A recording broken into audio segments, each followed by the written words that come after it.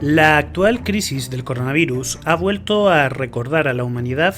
que el mayor riesgo potencial que se enfrenta es el de las pandemias. Estos enemigos invisibles y silenciosos han estado cerca en algunos casos de erradicar toda vida humana en algunas zonas geográficas, y en manos de expertos en virología y manipulación genética tienen un potencial destructor superior al de cualquier otra arma. En este top veremos aquellos virus y bacterias que han supuesto un mayor desafío para la humanidad y que, pese a estar muy lejos del potencial mortal que tuvieron en su día,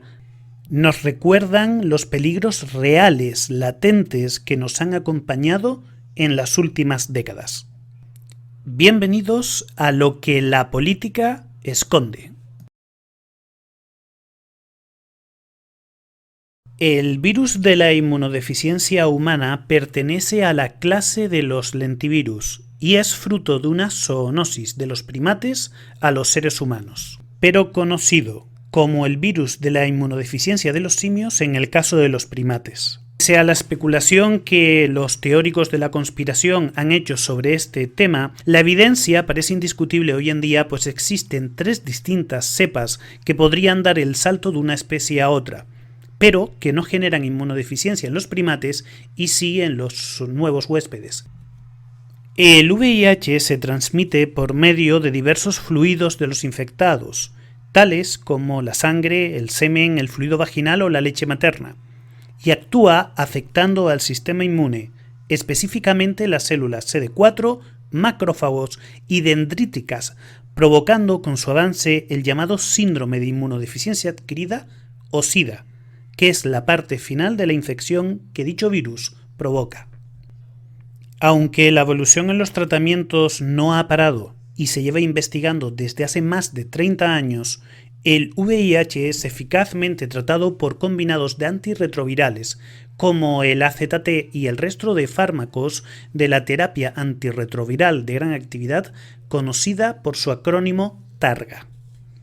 Aunque las cifras de contagio y muerte son controvertidas, las estimaciones más fiables hablan de más de 75 millones de personas contagiadas y entre más de 30 y 45 millones de muertos con SIDA.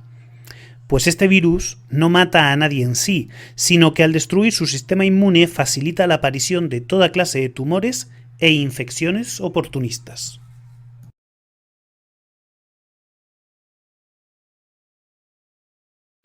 La influenza es el nombre que se le da al virus que genera la gripe y existe de 3 tipos, A, B y C. La cepa que produjo la mal llamada gripe española fue la cepa A y tomó el nombre de española pues, pese a que el primer caso conocido se dio en Kansas, en los Estados Unidos en 1917, fue en España donde se le dio una mayor cobertura mediática por tener a los medios de comunicación menos centrados en los acontecimientos de la Primera Guerra Mundial. Su principal gravedad es que afectaba por igual a jóvenes, niños y ancianos, lo que provocó una caída sustantiva en la esperanza de vida al morir las generaciones tan jóvenes. Según el Premio Nobel de Economía de 2015, Angus Deaton, no fue hasta que se superó esta pandemia que la esperanza de vida global comenzó a despegar. Como todo virus de tipo gripal incorpora un peligro adicional, la facilidad con la que muta y logra sortear las barreras inmunológicas de protección. No obstante, existe una controversia sobre el número total de personas que murieron fruto de esta enfermedad, ya que la campaña militar centró sus recursos estadísticos y periodísticos en la misma, no en el desarrollo de la influenza. Según las estimaciones más confiables, murieron entre 20 y 40 millones de personas, aunque algunos especialistas elevan la cifra hasta los 100 millones de muertos, motivo por el que ha sido considerada por algunos expertos como la peor pandemia de todos los tiempos. Como curiosidad de apuntar que el célebre economista, sociólogo e historiador Max Weber murió de influenza.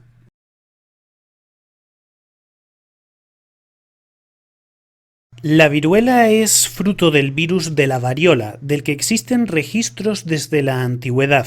datados desde el siglo III a.C. y con unas características muy particulares: altísimas tasas de mortalidad, especialmente infantil, y aparición en brotes geográficos y temporales que podían tener efectos devastadores. Esta enfermedad, que está hoy en día erradicada, provoca en el huésped unas pústulas características que permiten identificar la enfermedad y comenzar el tratamiento, que se basa en aliviar los síntomas y evitar la deshidratación, pues no existe una cura para la misma. Es por eso que los esfuerzos se han centrado en la prevención de la misma. Y sobre esto y el avance hasta el conocimiento de la vacuna existe una notable controversia sobre quién fue el primero que dio pasos hacia el contagio controlado como forma de crear anticuerpos, conocido como la variolización. Antes de que se creara la vacuna que debemos a Edward Jenner, se especula que estos métodos se habían usado en África y Asia, pero fue la esposa del embajador británico en Turquía quien introdujo estos métodos en el Reino Unido. El número de muertos que se adjudica a la viruela oscila entre los 56 millones entre los cálculos más conservadores y los 300 millones en los más discutibles. Sea como sea, el peligro de las mutaciones del mismo y sus utilidades a nivel investigador han llevado a mantener cepas de la viruela en 2 laboratorios del mundo, uno situado en Moscú y el otro el famoso CDC de Atlanta en los Estados Unidos. Desgraciadamente, y pese a todas las medidas de seguridad, los riesgos de fuga del virus son reales y el caso de Janet Parker en el Reino Unido es una muestra de ello.